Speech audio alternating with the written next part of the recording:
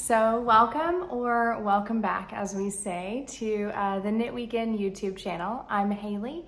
You can find me here on YouTube, on Instagram, and on Ravelry, all as Knitweekend. And today is just a little mini episode. As I shared in my last full-length episode, we did a bit of travel. So been back from Norway for about a week now, and as I'm kind of getting myself back into the swing of life, everyday life, wanted to take a moment to share with you guys some of the amazing yarn shops we visited on our travels. My husband was very patient. And also some of the knitwear trends that I saw, as well as just some general tips for how I managed to travel with my knitting, because I got a lot of questions about that. So let's jump right into the yarn shops. That's where we'll start first. Our first stop on our trip was really just a quick layover in New York City. And it was well-timed because I managed to splinter one of my needles during our initial flight from Nashville to New York. I panicked for a moment, and then I remembered that there's a lovely shop in Brooklyn called Brooklyn General Store. And so once we got off the plane, we popped over there quickly so that I could get some replacement needles for my project. Let me back up and just say, I was a little shy about taking photos and videos in the yarn shop. So I kind of did it on the sly. I wasn't sure if it was really okay or frowned upon. And just in general, I'm a pretty shy person anyway when it comes to circumstances like that. So I'll share a few photos with you, and I hope that you'll eventually get a chance to visit some of these shops in person. So getting back to Brooklyn General Store, the staff there could not have been more helpful in helping me track down a wooden needle in the size that I needed. And they set me up with a pair of clover bamboo knitting needles, which were fantastic. They did just the trick, were perfect. And they had just a ton of hand-dyed yarns, a lot of labianame. I was able to try to touch and squish biche and bouche for the first time, which I was very excited about. And their shelves were just chock full of all these wonderful yarns. So they are a yarn shop that's definitely worth the visit if you find yourself in the New York area. They also have an online shop. So some of these more boutique yarns, especially a lot of the yarns that are local to the New York and New England area that they carried. I believe that you can also buy those online. So worth the stop, both online and in person at Brooklyn General Store. So the next stop on our trip was Copenhagen. Had to stop here. Now, I will say, here's what I learned about yarn and yarn shops and knitting. If you want to buy yarn, you go to Denmark. If you want to see incredible knits, you go to Norway. So that's just my personal experience, but that's kind of my assessment of the whole situation. So Copenhagen, you could stumble upon a yarn shop without even intending to. So we set out in the morning, headed to Knitting for Olive, naturally, because when in Copenhagen, right? And on our way there, we stumbled upon this lovely little neighborhood yarn shop called Bruun Strik. And again, pronunciation, bear with me, I apologize. Feel free to issue a correction below. But this yarn shop gave off those neighborhood vibes. There were knitters there with their patterns, asking the shop gals? What? I'm losing my words here. Anyway, asking the people who work there for help, and a little kid inside in his little hand knitted outfit, and it was adorable. So they also had these fabulous discount bins, and I managed to pick up some discounted yarn in those bins.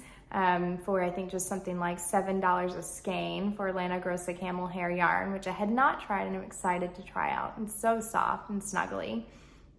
And just a fabulous selection of all the other kind of standard Nordic yarns, Især and Sandnesgarn and all of those yarns, but adorable yarn shop in Copenhagen. Our next stop then, I would really call more of a yarn sanctuary. We went to Knitting for Olive, which is every bit as lovely in person as you imagine that it would be online. The color ranges are just incredible.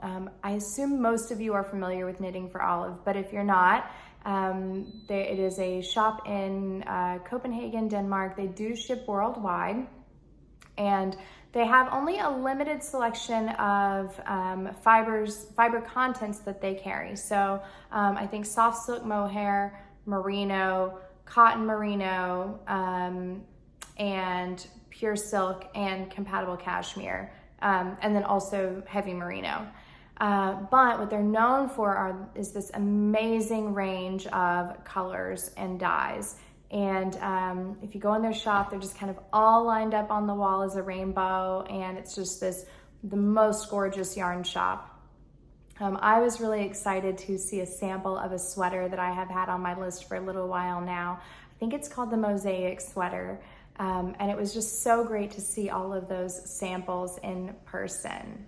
As I said, if you really want to see fantastic knits, Bergen, Oslo, Tromsø, these are all cities in Norway, and just the most incredible knits. I had the hardest time not trying to take stalker photos of people walking around in their knitwear. One of my biggest regrets, which I wish I would have done, was to have just kind of walked up and said, "Your knit is beautiful. I have a knitting podcast and I would love to take a photo to share with my subscribers and my friends," but I didn't, so you'll just have to take my word for it. But yeah, so in Bergen, our first yarn shop that we stopped at was called Strikkelykke, I think, Strikkelykke. Anyhow, and it's kind of in the Bergen city center, and she had just a fabulous selection of all of the standard Norwegian yarns that you would expect to see. So Raumagarn and Sandnesgarn and all of those. Also some drops, which I don't think is Norwegian, I think drops is Danish. But she had a great selection of all of those standard yarns, and then also a fabulous wall of buttons. So I ended up purchasing from them just a ton of different buttons to bring home to use on cardigans in the future. Her wood button selection was way better than anything that I've seen here locally. So that was my purchase at that yarn shop. And I will drag out all of these yarns and show them all to you in future podcast episodes when I'm casting them on. I don't want to oversaturate you, and yeah, it'll just be fun for you to hear about those at a later time too. So the big yarn adventure of our trip, which I had planned from the jump, was outside Bergen. There is a woolen mill called Hillesvag, and Hillesvag is situated back in the kind of tail end of a fjord, and for many, many years was only reachable by boat. So the producers and shepherds would bring their fleeces in by boat, and then that's also how the yarn was transported out.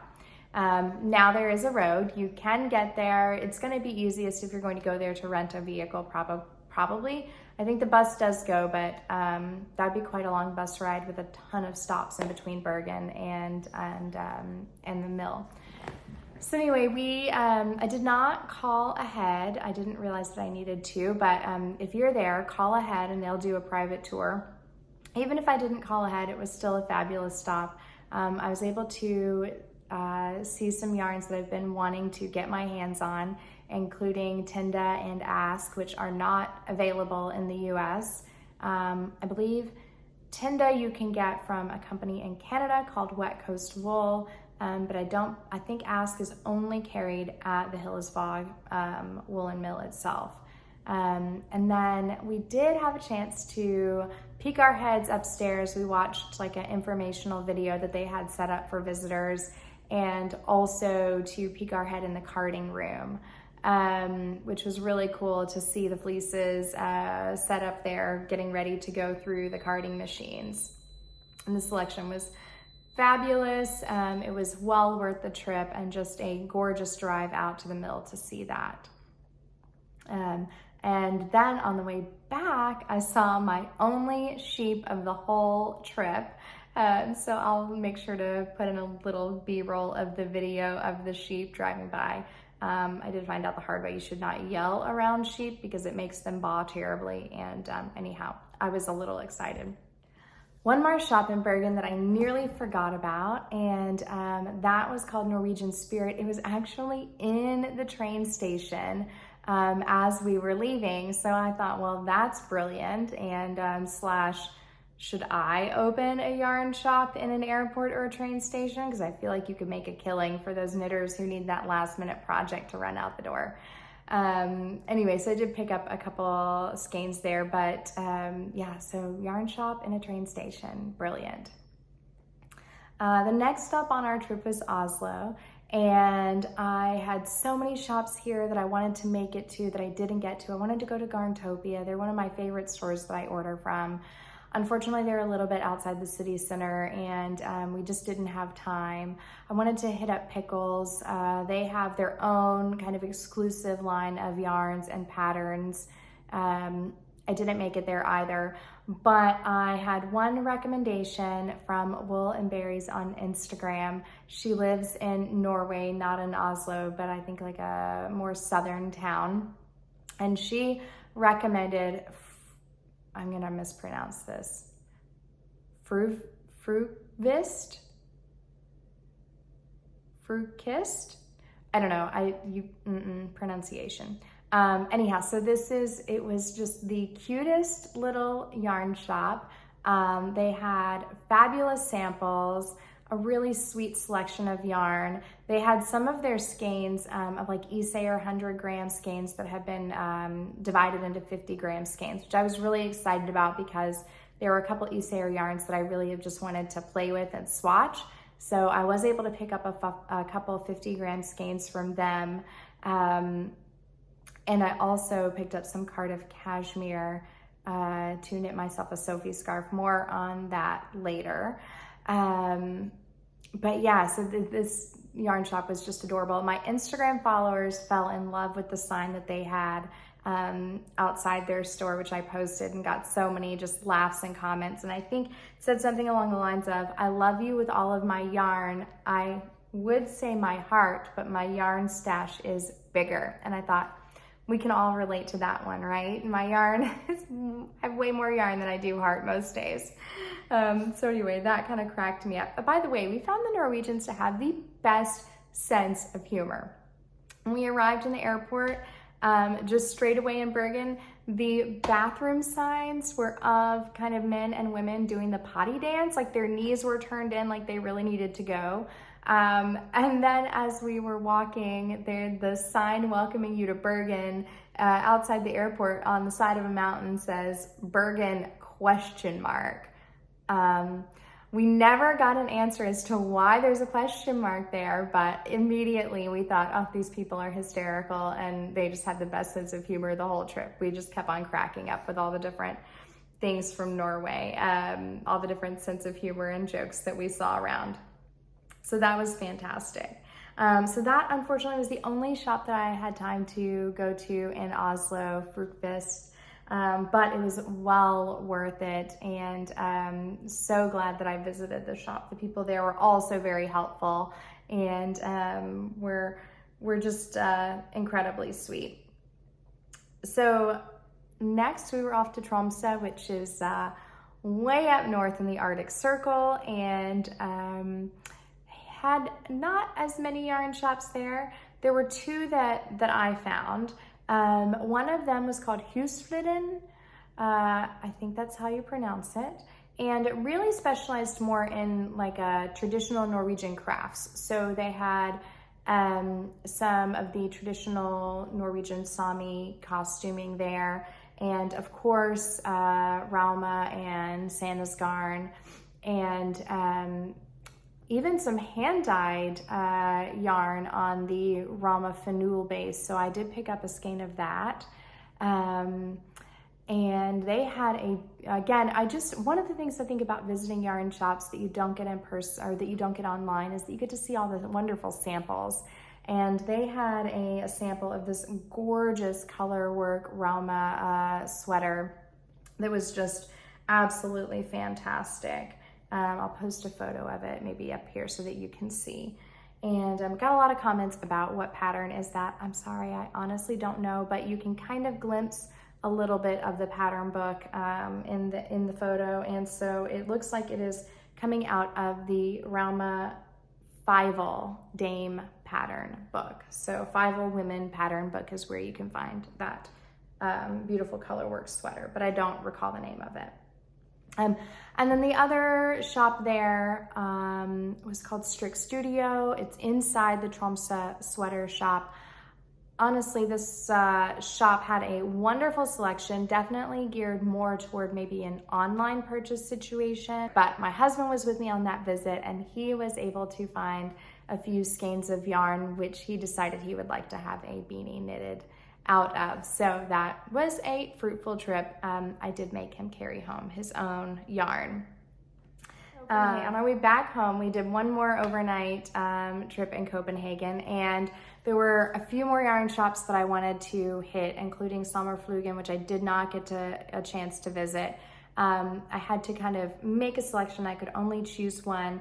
And so I chose the shop that is primarily focused on Gepard garn yarns because I have just always wanted to get my hands on their yarns. I've got a couple projects in mind that would use their yarns. They're on the more, Gepard garn is more on the luxury yarn category, a lot of focus on material and fiber content, a lot of cashmere yarns, and so it's just like pure luxury in the shop. The shop is called Uldstedet?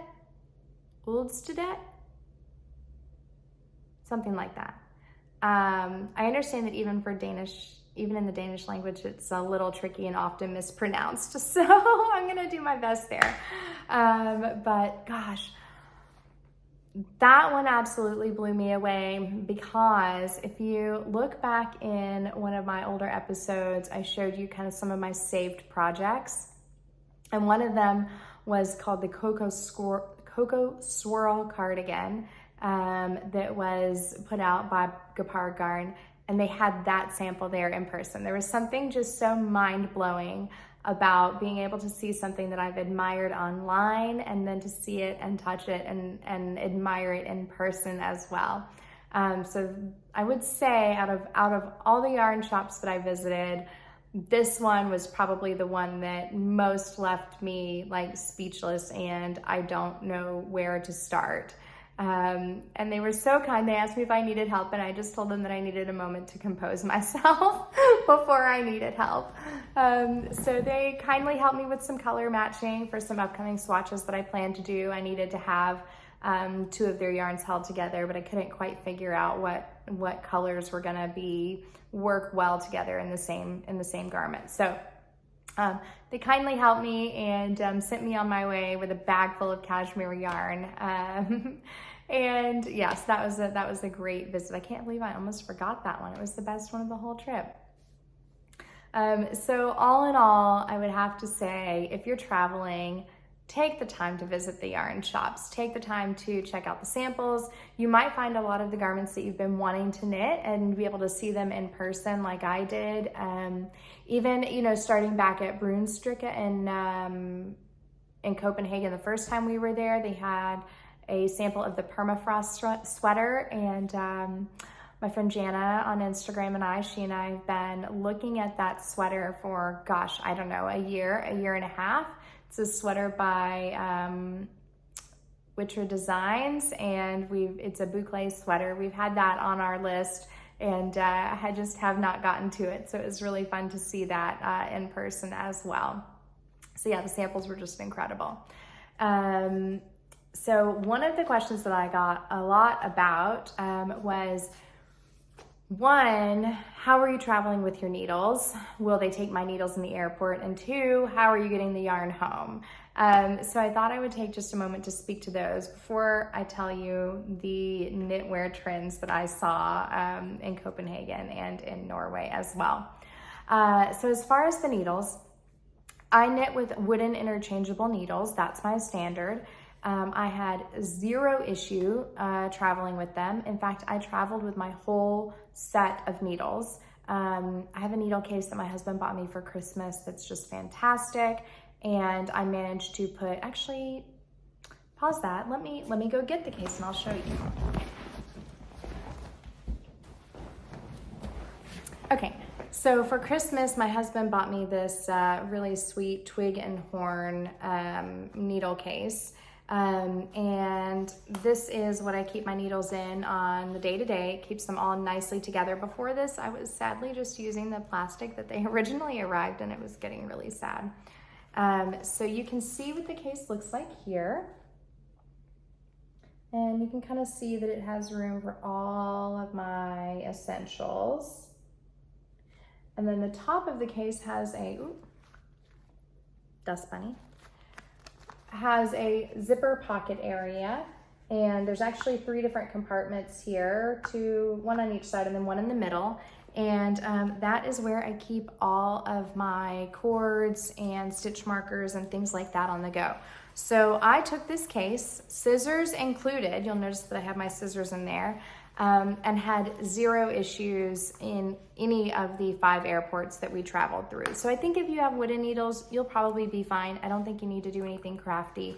What I would tell you is if you have a project that's on the needles, I did take that off and put it onto some cords so that in the event that they did take my needles away, I wasn't going to lose my stitches. So maybe just take your project off the needles, put it on some cords, and then make sure to travel with wooden needles. I know I was pretty bold taking all of my needles, but I knew I was going to buy some yarn and want to cast it on immediately and didn't want to risk not having my needles. So I took the chance. It worked out fine.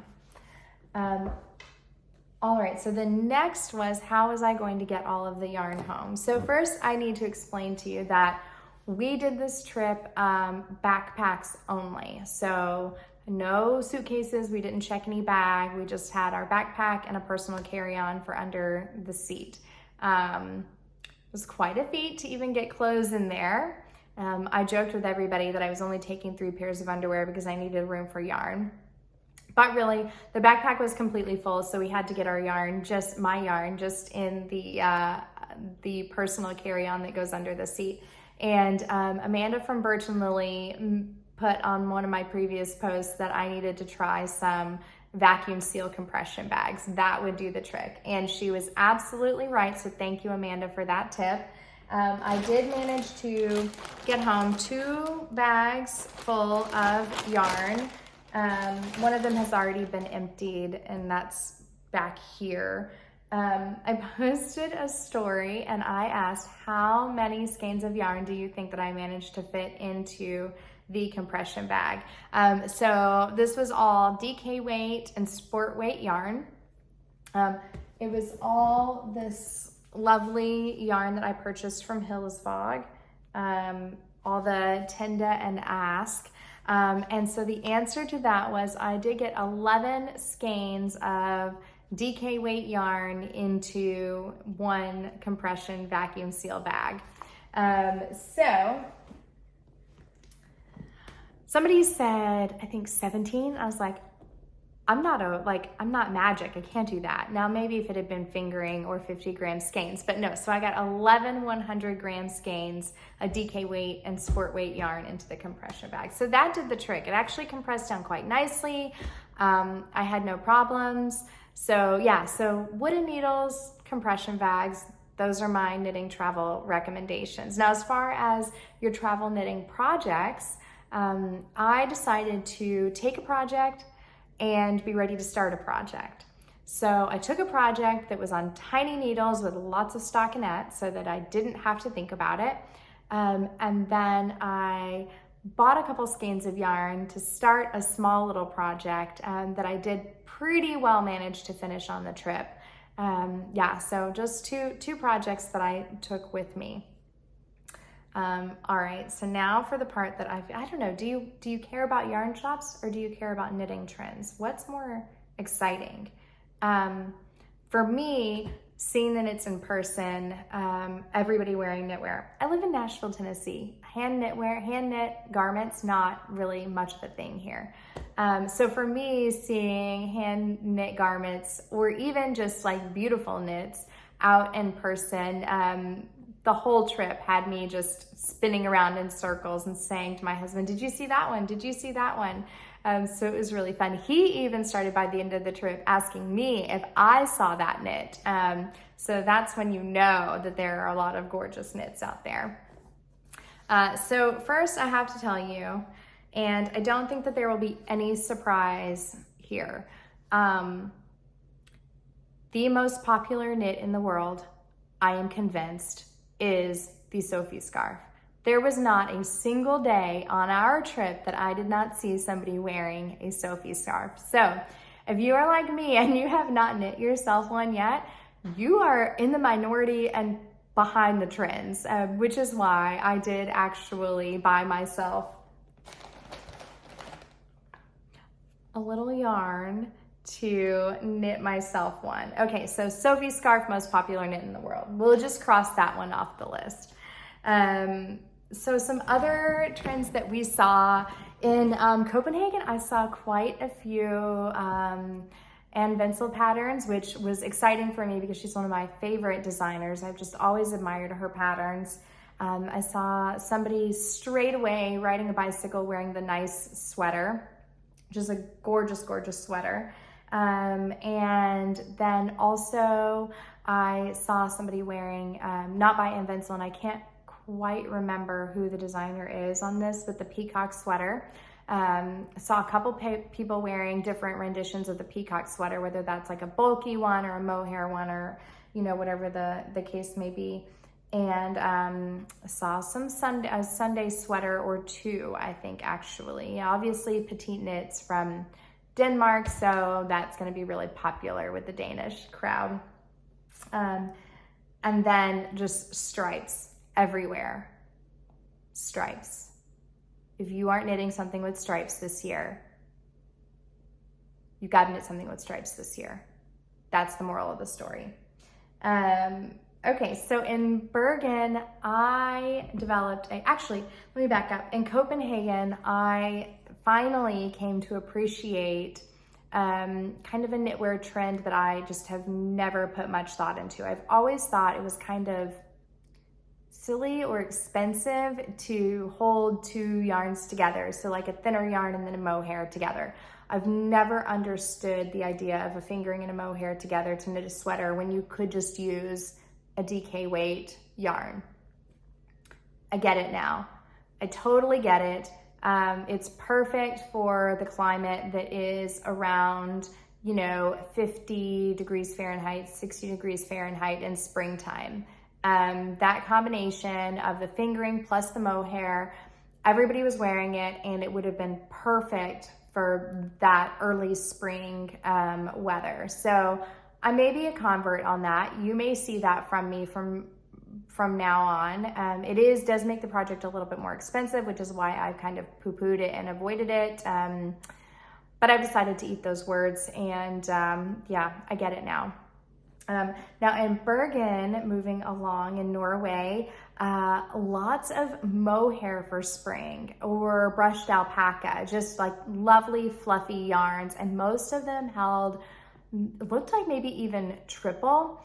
One morning we were sitting in a cafe and there was a lady sitting next to me, or a young woman sitting next to me, and she had a mohair sweater that had at least 3 strands, possibly 4, of mohair knitted together, where she had both color work and a gorgeous fade where you could tell that there had been, like she was adding or changing a color of mohair with each color block. And it was just absolutely gorgeous. I've been thinking about that one ever since. And so you may see something like that come out of me at some point. Also in Bergen, lots of cables. I saw just a ton of cables, which in my mind are still, I don't know, for me, I always kind of associate cables with winter. Is that weird? It's something that kind of is a bit of a slower knit, takes a little more time. It's got a certain amount of coziness to it in my mind, but still lots of cables for spring in Bergen. And then also the most incredible Fair Isle knitwear you have ever seen.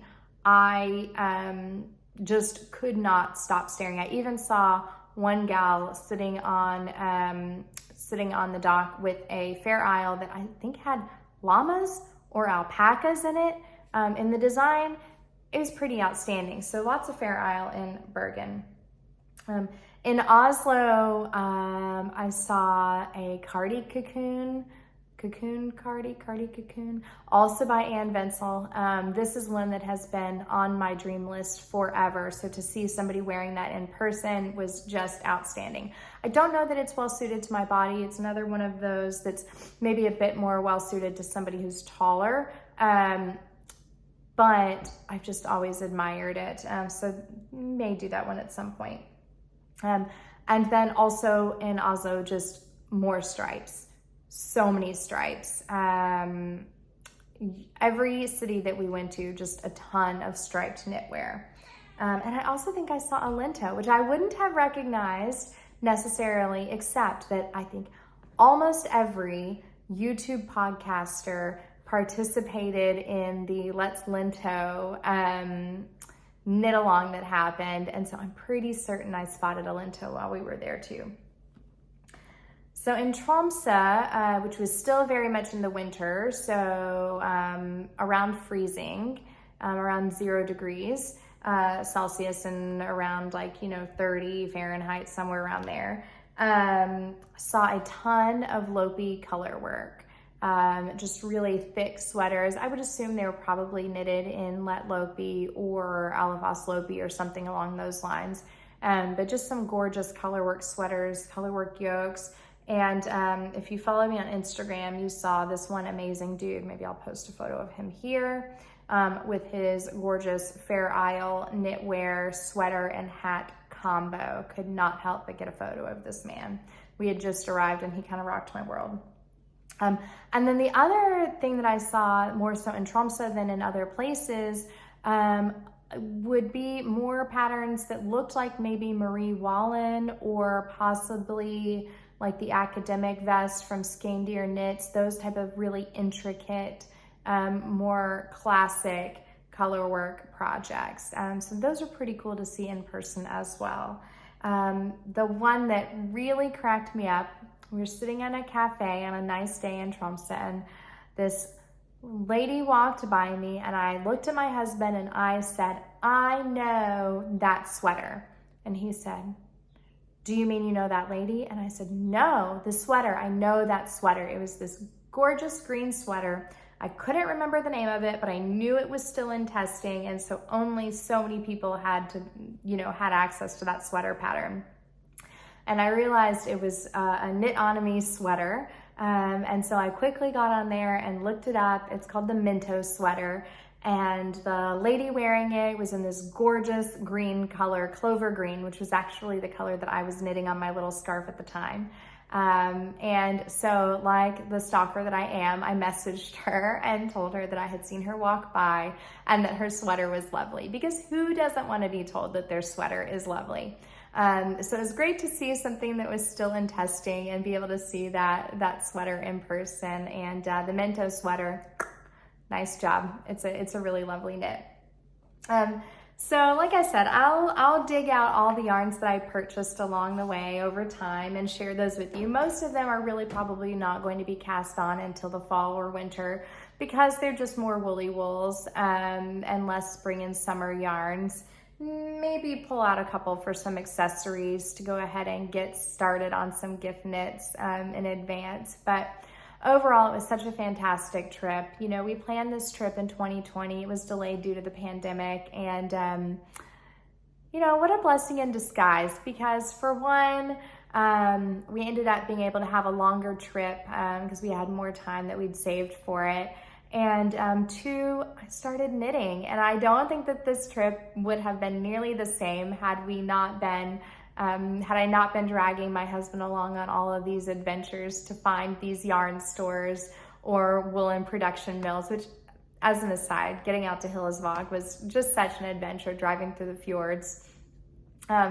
So it was really just a fabulous trip, and I'm so glad we did it. If you're traveling, find the local yarn shop, pop in, see if there are yarns that you wouldn't find at home, and maybe take a skein home, or 2 or 12.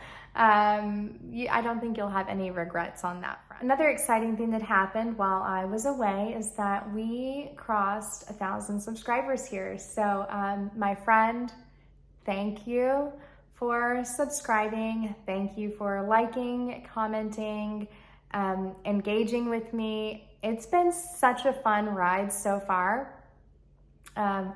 I just can't explain how great it is that this community is so welcoming and so curious, right?